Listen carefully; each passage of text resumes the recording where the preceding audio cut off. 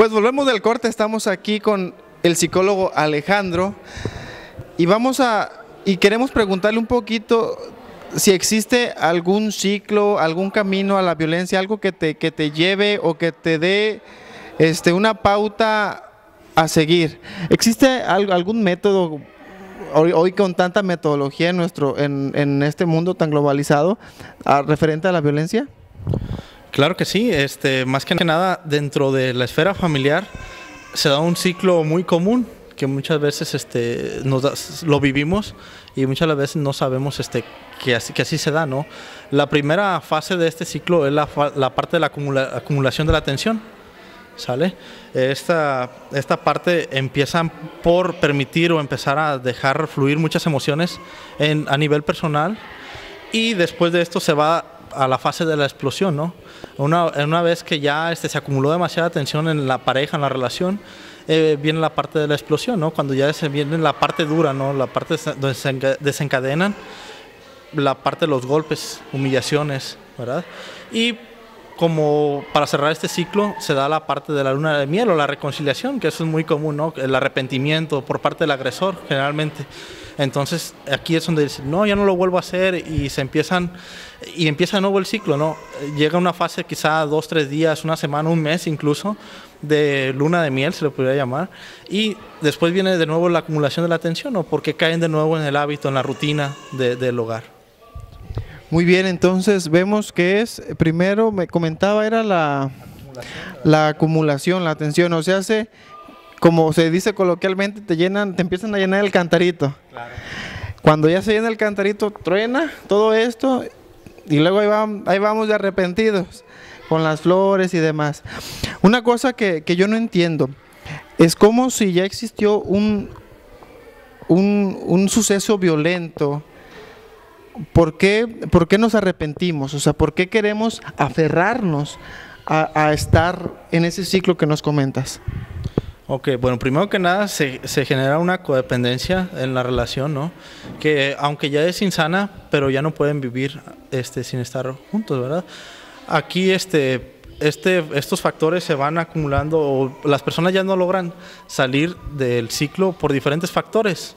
A nivel puede ser de la historia personal, una baja autoestima, inseguridad en su persona, temor a las represalias, al qué dirá la gente. Las costumbres, las creencias tienen de repente mucho peso, ¿no?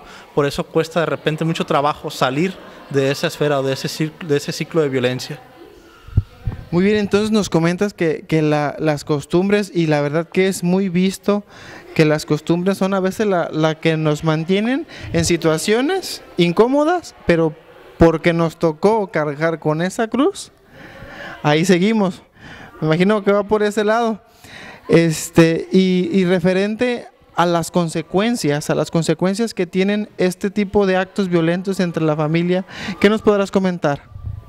Bueno, todo depende de qué tipo de violencia estemos hablando, ¿no? Si estamos hablando de un tipo de violencia física, las consecuencias, la primera, bueno, puede ser un daño físico, un trauma físico como consecuencia, o incluso la muerte. Ha habido casos, por ejemplo, donde la mamá permite mucha violencia en el hogar, los hijos la detectan y llega el momento en que no están cómodos.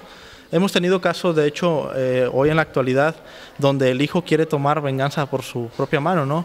Hemos sabido casos, por ejemplo, que toman un picayelo, un cuchillo para pues calmar los ánimos del Señor, en este caso, quien genera la violencia. ¿Existe algún otro tipo de violencia? Bueno, nos hablabas hace un momento de tipos de violencia. ¿Nos puedes ofrecer alguna consecuencia de, por ejemplo, ahorita nos comenta de la violencia física? Claro. Por ejemplo, la violencia psicológica, ¿qué tipo de consecuencias tiene? Bueno, la principal consecuencia que se desencadena a raíz de la violencia psicológica es una baja autoestima de la mujer, inseguridad, sentimiento de menosvalía, y esas son las principales características que se generan, ¿no? Existe la violencia sexual, comentaba. Claro. ¿Qué consecuencias tiene este tipo de violencia? Pues de igual manera, no puede generarse a la par de ello un trauma psicológico donde se niegue, por ejemplo, la parte del sexo opuesto, ¿no? Que existe una negación por permitirse una relación profunda, me imagino, muy bien. Y las consecuencias de la violencia personal. De la violencia personal, la violencia autoagresión o...